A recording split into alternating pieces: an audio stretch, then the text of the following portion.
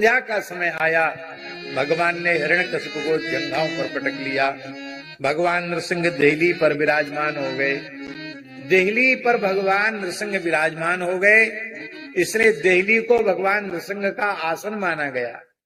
देहली पर खड़ा नहीं होना चाहिए, देहली पैर से छू जाए तो स्पर्श करके देहली को प्रणाम करना चाहिए। पूर्व काल में माताएं सूर्योदय के पूर्व गाय के गोबर से मिट्टी से चौका लगाकर देहली का पूजन कर देती थी, इसलिए घर में कोई उपद्रव नहीं होता था, अलाय बलाय नहीं घुसती थी।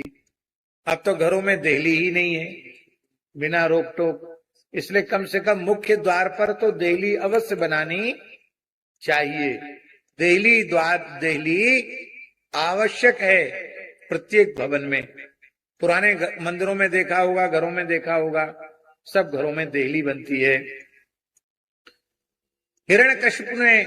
हिरण्यकशिपु को जंघाओं पर पटक कर भगवान ने कहा, अरे दुष्ट, तूने वरदान मांगा था कि मैं ब्रह्मा जी की बनाई हुई सृष्टि के किसी प्राणी के द्वारा न मारा जाऊं। बोल, ब्रह्मा जी की सृष्टि में मेरे जैसा प्राणी तुझने कोई देखा है? बोले, महाराज आपका मुख तो सिंह का है, बाकी आपका शरीर देवता का है, आपके जैसा स्वरूप तो मैंने कभी ब्रह्मा जी की सृष्टि में नहीं देखा। तूने वर मांगा था, न दिन में मरूं न रात में मरूं। बोल, दिन है कि रात? बोले, महाराज ये संध्या का समय है, न इसको दिन कहा जा सकता न रात कहा जा सकता। तूने वर मांगा था, न घर के भीतर मरूं न बाहर।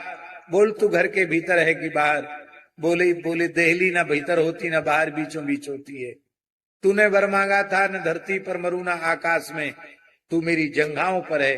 तूने वरदान मांगा था, मैं अस्त्र शस्त्र से न मरूं। बोल, मेरे हाथ में अस्त्र हैं कि शस्त्र? बोले, महाराज आपके प्रचंड नाखून, लगता है उन्हीं से आप हमारा उद्धार करेंगे। और भगवान ने कहा, ब्रह्मा जी के सभी वरदान सत्य हैं? बोले, एक तो बकाया है। क्या? मैंने कहा था 12 महीने में से किसी महीने में न मरूं। भगवान ने कहा, तुम्हारे लिए हमने 13वां महीना बना दिया, पुरुषोत्तम मास। उस समय अधिक वैशाख मास था। बोले, ब्रह्मा जी के सब वरदान सत्य हैं? बोले, हाँ सत्य हैं। पुरुषोत्तम मास अभी जेठ में आने वाला है, इसका बड़ा महात्म्य है। पुरुषोत्तम मास में कोई भी सत्कर्म हजारों गुना हो जाता है, अनंत गुना हो जाता है। कार्तिक मास में जो दीपदान की विधि है, वो दीपदान का पुण्य अधिक मास पुरुषोत्तम मास में 1000 गुना बढ़ जाता है। इसलिए अभी अधिक मास आने वाला है, हो सके तो किसी तीर्थ में अधिक मास व्यतीत करना, गंगा यमुना आदि में स्नान करना, और जितना हो सके नियम सेवा करना, भगवान को नित्य तुलसी से अर्चन करना, और नित्य भगवान के सामने दीपक अवश्य, दीपदान अवश्य करना।